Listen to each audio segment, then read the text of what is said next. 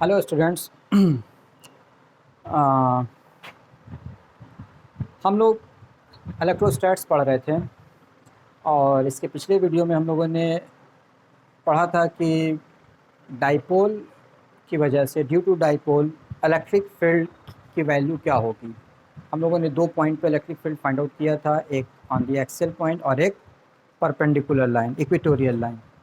आज हम लोग फिर डाइपोल से ही रिलेटेड एक टॉपिक पढ़ेंगे कि अगर कोई डाइपोल किसी यूनिफॉर्म इलेक्ट्रिक फील्ड में रखा है और electric dipole is placed in a uniform electric field, तो क्या होगा। चलो let's see electric dipole in uniform electric field. Suppose there is uniform electric field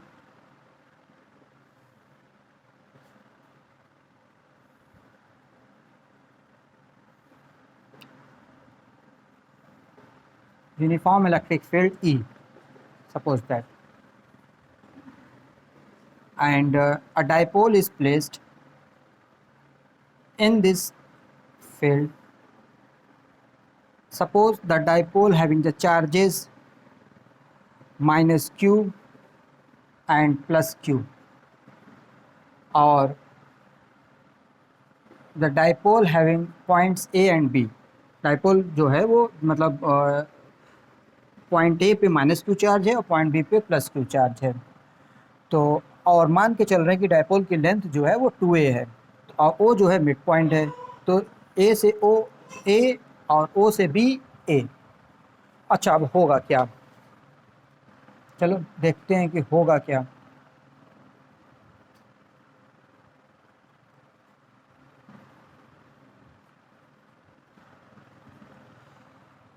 हम लोग जानते हैं कि किसी इलेक्ट्रिक फील्ड में कोई चार्ज पार्टिकल रहता है तो उस चार्ज पार्टिकल के ऊपर एक फोर्स लगता है F is equal to Q E, और हम लोग ये मान के चलते हैं कि जो एक्सटर्नल फील्ड है वो किसी पॉजिटिव चार्ज की वजह से होगी। तो अगर ये चार्ज Q पॉजिटिव है तो फील्ड के अलॉन्ग फोर्स होता है, मीन्स जो चार्ज अगर फ्रीली अगर छोड़ दिया जाए तो वो फील्ड के अलॉन्ग मूव करेगा, तो फोर्स फील्ड के अलॉन्ग होगा। लेकिन अगर निगेटिव है तो फील्ड के अपोजिट होगा। तो ऑन दिस बेसिस अब ये जो माइनस क्यू चार्ज है ये फील्ड के अगेंस्ट इसके ऊपर एक फोर्स लगेगा, इस तरह से फील्ड के जस्ट अपोजिट। वैल्यू होगी F is equal to Q E, F is equal to Q E इसकी वैल्यू होगी। अच्छा, इस प्लस क्यू चार्ज के ऊपर भी फोर्स लगेगा along in the direction of the field. F is equal to Q E यहाँ पे भी, क्योंकि ये चार्ज और ये चार्ज सेम है, डाइपोल के दोनों चार्ज सेम होते हैं। F is equal to Q E. अब हम लोग यहाँ देख रहे हैं कि on this dipole two forces are applied but both having the equal magnitude, दोनों के मैग्नीट्यूड इक्वल है लेकिन डायरेक्शन जस्ट अपोजिट है। तो इस डाइपोल के ऊपर दो इक्वल अपोजिट फोर्सेस लग रहे हैं, तो net force obviously net force on dipole will be zero, क्योंकि दोनों इक्वल फोर्स है, दोनों अपोजिट फोर्स है, तो नेट फोर्स ज़ीरो होगा। लेकिन इस डाइपोल के ऊपर ये जो दोनों फोर्स लग रहा, इन दोनों फोर्स की लाइन ऑफ एक्शन अलग अलग है। लाइन ऑफ एक्शन का मतलब होता है कि किसी बॉडी के ऊपर कोई फोर्स लग रहा है तो इस फोर्स को suppose that this one is a rod, ये कोई रॉड है, ये कोई रॉड है और इसके ऊपर एक फोर्स लग रहा है अपवर्ड डायरेक्शन में, तो ये इस फोर्स की डायरेक्शन को अपवर्ड डाउनवर्ड एक लाइन, स्ट्रेट लाइन लेते हैं, बढ़ा देते हैं, तो इसी लाइन को हम लोग बोलते हैं line of action of the force. ठीक है, अगर ये इस रॉड के ऊपर इस तरह से फोर्स लग रहा, इस तरह से फोर्स लग रहा, सपोज दैट कि एक डाउनवर्ड और एक अपवर्ड, इस तरह से दोनों एफ फोर्स, तो नेट फोर्स ऑब्वियसली ज़ीरो होगा। अच्छा, अगर ये फोर्स मान लो इस तरह से ना, दोनों की लाइन ऑफ एक्शन सेम है, लेकिन अगर सपोज दैट एक फोर्स अपवर्ड डायरेक्शन में लग रहा है लाइक दिस एंड एक फोर्स सेम फोर्स ए, इस तरह से कि दोनों की लाइन ऑफ एक्शन अलग अलग है, तो चाहे ये केस हो चाहे ये केस हो, दोनों ही केस में नेट फोर्स ज़ीरो होगा। लेकिन इस ये वाला जो केस है, जो जिसमें लाइन ऑफ एक्शन फोर्स की अलग अलग है, तो ये फोर्स क्या करेगा, अगर ये रॉड फ्री है रोटेट होने को, तो ये इस रॉड को ड्यू टू दिस फोर्स ये रॉड रोटेट करने लगेगा। मतलब इसके ऊपर एक कपल का फॉर्मेशन, कपल लग रहा है, एक टॉर्क लग रहा है। तो लेकिन ये जो दो फोर्स हैं ये कपल का फॉर्मेशन नहीं करेंगे, क्योंकि इनकी लाइन ऑफ एक्शन जो है फोर्सेस की सेम है। तो जब कभी भी किसी बॉडी के ऊपर दो इक्वल अपोजिट फोर्स ऐसे लगते हैं कि उनकी लाइन ऑफ एक्शन जो होती है फोर्सेस की वो अलग अलग होती है, सेम नहीं होती है, तो वो दोनों फोर्स को हम कहते हैं कि कपल का फॉर्मेशन कर रहे हैं, या हम ये कहते हैं कि उस बॉडी के ऊपर एक टॉर्क अप्लाई कर रहा, और due to that torque the body can be rotate, body rotate कर सकती है। तो हम अच्छा, अब सेम चीज़ यहाँ पर है कि नेट फोर्स तो ज़ीरो हो गया इन uniform electric field, electric dipole पे जो नेट फोर्स होगा वो ज़ीरो होगा। लेकिन यहाँ पे भी जो लाइन ऑफ एक्शन है फोर्सेस के वो अलग अलग हैं, अलग डिफरेंट है। ये इधर जा रहा है, this one is this one, and और ये अलग जा रहा है। तो लाइन ऑफ एक्शन जो है फोर्स का वो अलग है, डिफरेंट है। सो हम यहाँ पे कह सकते हैं कि here also a torque will apply on this dipole, एक टॉर्क इस डाइपोल पे लगेगा जिसकी वजह से ये dipole, this dipole can be rotate. अच्छा, टॉर्क की जो डेफिनेशन होती है according to definition, magnitude of the torque, जो मैग्नीट्यूड होगा टॉर्क का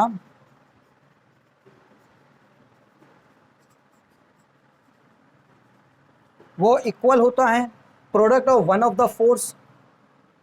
तो product of one of the force, magnitude of the force, and distance between them, distance, perpendicular distance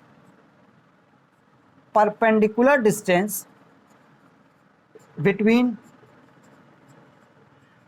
the lines of action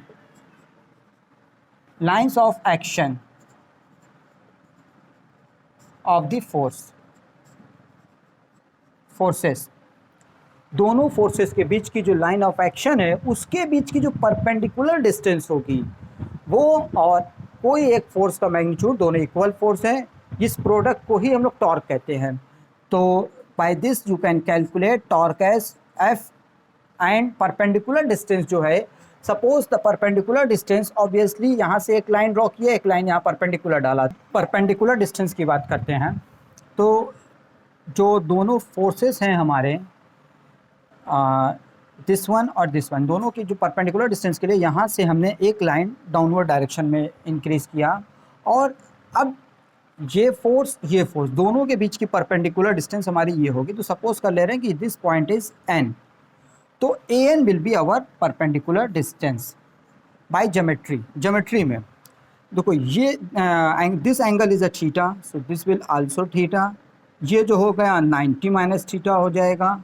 तो obviously क्योंकि ये 90 degree है, so obviously ये पूरे राइट एंगल ट्राइंगल में ये 90 माइनस थीटा, तो ये थीटा हो जाएगा, जिससे एंगल बनता है अब वो परपेंडिकुलर, वो बेस हो जाता है, जिससे एंगल बनता है that is base, and another side is the perpendicular. तो here A N will be the perpendicular in triangle A B N. Triangle A B N में ए एन जो होगा वो परपेंडिकुलर होगा 90 के सामने हाइपोटेन्यूज, तो ए एन जो हो जाएगा, अच्छा हमारे लिए नोन क्वांटिटी 2a है, this length A B is 2a, तो हम लिख सकते हैं एफ इंटू ए एन के प्लेस पे लिख सकते हैं A B sine theta, perpendicular A N upon A B, perpendicular upon hypotenuse is equal to sine theta. तो A N is equal to A B sine theta. अच्छा, in place of F we can put F is equal to Q E, तो Q E into, और A B की value है 2a sine theta. हम लोग 2aq को एक साथ लिख दें, 2aq E sine theta. So this is the magnitude of the torque, and here we can write 2aq basically क्या होता है, डाइपोल मूवमेंट, डाइपोल का डाइपोल मूवमेंट 2aq, चार्ज और लेंथ, डाइपोल की लेंथ का प्रोडक्ट। तो dipole movement P is equal to 2aq into E sin theta. This is the magnitude of the torque applied on the dipole in uniform external electric field. Here P is equal to 2aq, dipole moment. अच्छा, torque is a vector quantity. Torque जो है vector quantity होती है, vector quantity है, direction है, और dipole movement is also a vector quantity. इसकी direction होती है negative to positive charge, negative charge से पॉजिटिव चार्ज की तरफ डाइपोल मूवमेंट की डायरेक्शन होती है। Electric field is also vector, दोनों वेक्टर क्वांटिटी है और दोनों के बीच का एंगल थीटा है। तो this can be also written as cross product. तो vector tau is equal to vector P cross vector E। तो अच्छा, टॉर्क की चूंकि ये क्रॉस प्रोडक्ट है, क्रॉस प्रोडक्ट हम लोग राइट हैंड थंब रूल से फाइंड करते हैं। राइट हैंड थंब रूल से हम लोग क्रॉस प्रोडक्ट फाइंड करते हैं। जैसे for example there are two vectors, vector A and vector B, and the angle between them is theta। तो A क्रॉस B जो होगा, vector A vector B, vector A cross B जो होता है, जिसको हम लोग कहते हैं AB sine theta, n cap unit vector multiply करते हैं, जो कि जिसकी डायरेक्शन A क्रॉस B होती है। और ये जो A क्रॉस B होता है, इसकी डायरेक्शन हम लोग राइट हैंड थंब रूल से निकालते हैं कि A क्रॉस B है, तो पहले A है तो A के अलॉन्ग अपनी थम्स राइट हैंड के फिंगर्स को कर लेते हैं, और इस B के अलॉन्ग इसको कर्ल करते हैं।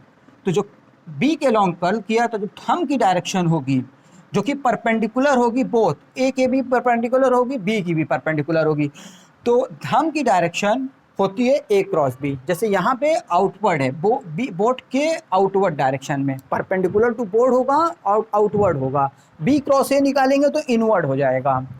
तो A क्रॉस B हमेशा परपेंडिकुलर होता है उस प्लेन के जिसमें A और B होते हैं, या हम ऐसे भी कह सकते हैं कि A क्रॉस B परपेंडिकुलर होता है A के भी B के भी, और जिसकी direction right hand thumb rule से फाइंड आउट कर सकते हैं। A क्रॉस B अपोजिट होता है B क्रॉस A के। तो उसी तरह से यहाँ पे हम लोग टॉर्क की भी डायरेक्शन फाइंड आउट कर सकते हैं, P क्रॉस E। तो P के अलॉन्ग अपनी P निगेटिव टू पॉजिटिव और के अलॉन्ग कर देंगे, और जो इलेक्ट्रिक फील्ड के अलॉन्ग कर्ल कर देंगे। तो यहाँ पे भी हमारा जो P क्रॉस E आ रहा है, मतलब टॉर्क की डायरेक्शन आ रही है उस बोर्ड के परपेंडिकुलर और आउटवर्ड डायरेक्शन में, perpendicular to board, outward direction, outward direction. तो हम लोगों ने देखा कि जब कोई डाइपोल किसी यूनिफॉर्म एक्सटर्नल फील्ड में होता है तो नेट फोर्स ज़ीरो होता है। नेट फोर्स ज़ीरो होगा क्योंकि दोनों पे इक्वल, क्योंकि दोनों चार्जेस के ऊपर इक्वल अपोजिट फोर्सेस लग रहे हैं, तो ऑब्वियसली नेट फोर्स ज़ीरो होगा। लेकिन लाइन ऑफ एक्शन जो है फोर्सेस की वो अलग अलग है, तो ऑब्वियसली उसके ऊपर एक टॉर्क अप्लाई होगा। तो वो जो टॉर्क होगा उसको हम लोगों ने कैलकुलेट किया। टॉर्क का फार्मूला होता है force into perpendicular distance between the lines of action of the force. तो फोर्स का जो फार्मूला फाइनली कैलकुलेट होके आया, तो सॉरी टॉर्क का, तो torque is equal to P sine theta, या vector P cross vector E। ठीक, और टॉर्क की direction right hand thumb rule से इजीली फाइंड कर सकते हैं। तो ठीक है, आज के लिए इतना ही। फिर नेक्स्ट क्लास में, नेक्स्ट वीडियो में हम लोग दूसरा टॉपिक, नेक्स्ट टॉपिक देखेंगे। Okay, thank you.